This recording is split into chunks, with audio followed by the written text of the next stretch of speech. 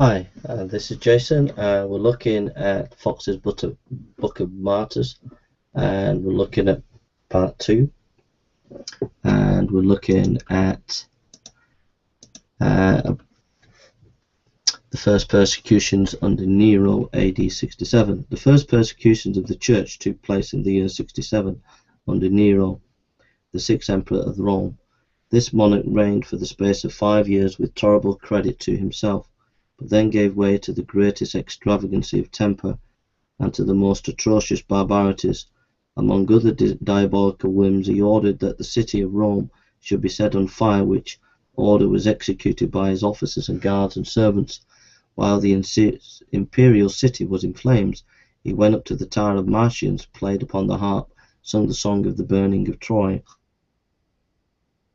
and openly declared that he reached the ruin of all things before his death.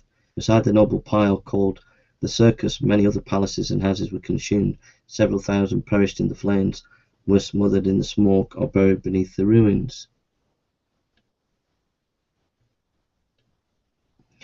The dreadful conflagration continued 9 days, when Nero, finding that his conduct was greatly blamed, and severe odium cast upon him, determined to lay the whole upon the Christians at once, to execute himself and have an opportunity of gluttoning his sight with new cruelties. This was the occasion of the first persecution, and the barbarities exercised on the Christians were such as even exercised in the commiseration of the Romans themselves. Nero even refined upon cruelty, and contrived all manner of punishments for the Christians that the most internal imagination could design. In particular, he had some sewed up in the skins of wild beasts, and then worried by dogs till they expired, and others dressed in shirts made stiff with wax fixed axle tresses, and set on fire in his garden in order to illuminate them. Persecution was general throughout the whole Roman Empire, but it rather increased than diminished the spirit of Christianity. The course of St. Paul and St. Peter were martyred. The Emperor Domitian, who was naturally the second persecution under Domitian in AD 81. The Emperor Domitian, who was naturally inclined to cruelty, first slew his brother and then raised the second persecution against the Christians. In his rage he put to death some of the Roman senators, some through malice, and others to confiscate their estate. He then commanded all the lineage of David to be put to death. Among the numerous martyrs that suffered during this persecution was Simon, Bishop of Jerusalem,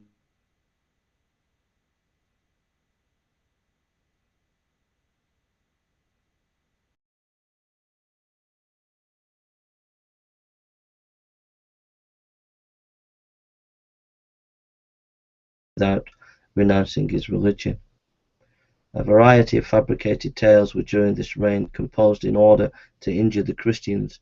Such was the infatuation of the pagans that if famine, pestilence, or earthquake afflicted any of the Roman province, it was laid upon the Christians. These persecutions among the Christians increased the number of informers, and many, for the sake of gain, swore away the lives of the innocent. Another hardship was that when any Christians were brought before the magistrate, a test oath was proposed, when if they refused to take it, death was pronounced against them, and if they confessed themselves Christians, the sentence was the same.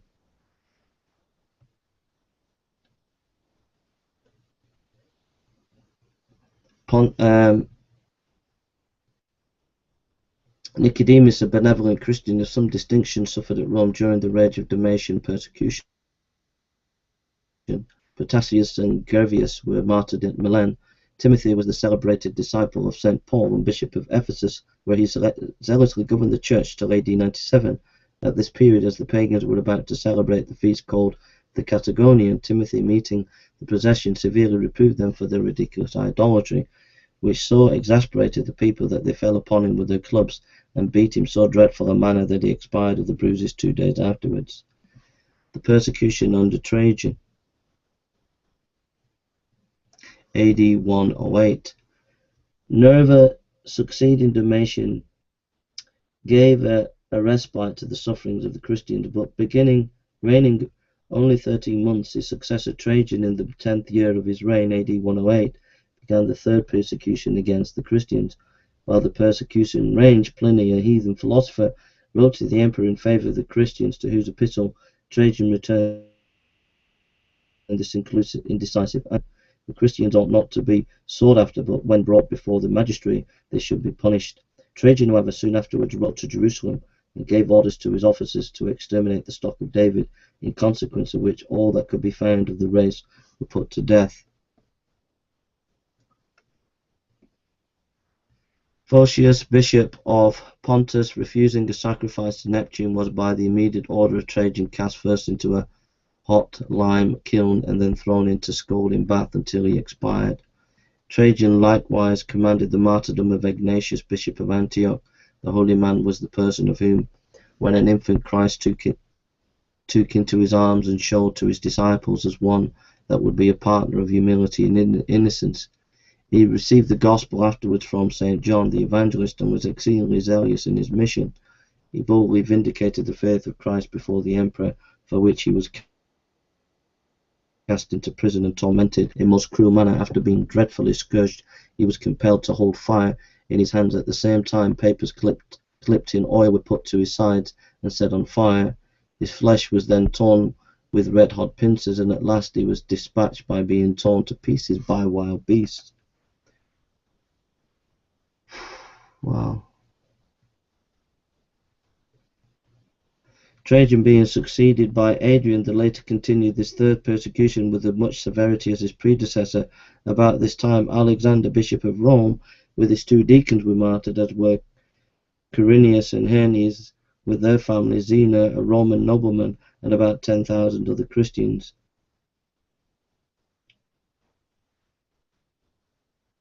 At the martyrdom of Faustines and Jovinus, brothers citizens of Basinica, their torments were so many, their patience so great, that Coelecerus, a pagan, beholding them, was struck with admiration, and exclaimed in a kind of ecstasy, "Great is the God of the Christians," for which he was offended and suffered a similar fate.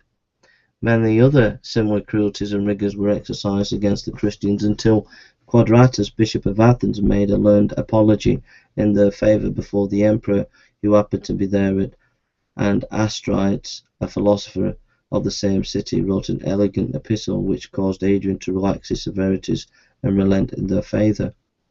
Adrian, dying in AD 138, was succeeded by Antonius Pius, one of the most amiable monarchs that ever reigned, and who stayed the persecution against the Christians. The fourth persecution, under Marcus Aurelius Antonius, Philosophus, a strong pagan. The cruelties used in this persecution were such that many of the spectators shuddered with horror at the sight, and were astonished at the intrepidity of the sufferers. Some of the martyrs were obliged to pass with their already wounded feet over thorns, nails, sharp shells, and upon their points others were scourged till their sinews and veins lay bare, and after suffering the most excruciating torture that could be devised, they were destroyed by the most terrible deaths. Germanicus, a young man, but a true Christian, being delivered to the wild beasts on account of his faith, behaved with such astonishing courage that several pagans became converts to a faith which inspired such fortitude.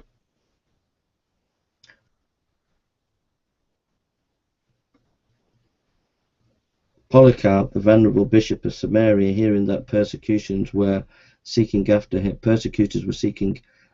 escaped, but he was discovered by a child. After feasting the guards who apprehended him, he desired an hour in prayer, which being allowed, he prayed with fervency that his guards repented that they had been instrumental in taking him.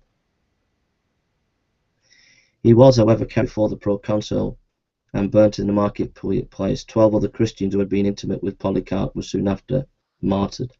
The circumstances attending the execution of this venerable old man, as they were of no common nature, so it would be injurious to the credit of our professed history of martyrdom to pass over them in silence.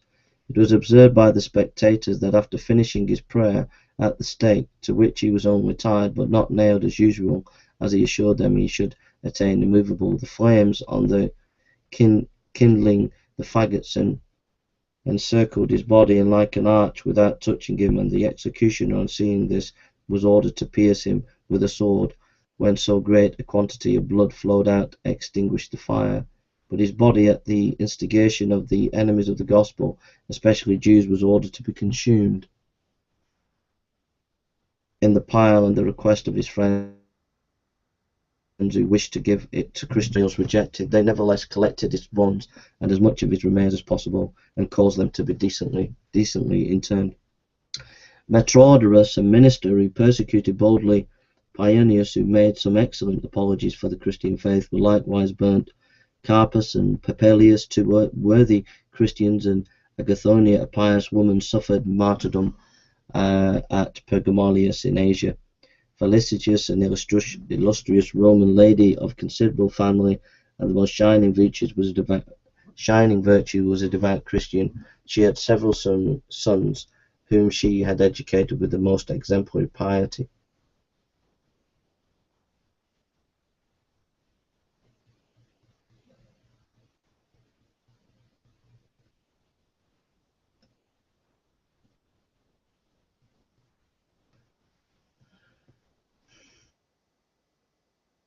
I just lost my place, just trying to find it.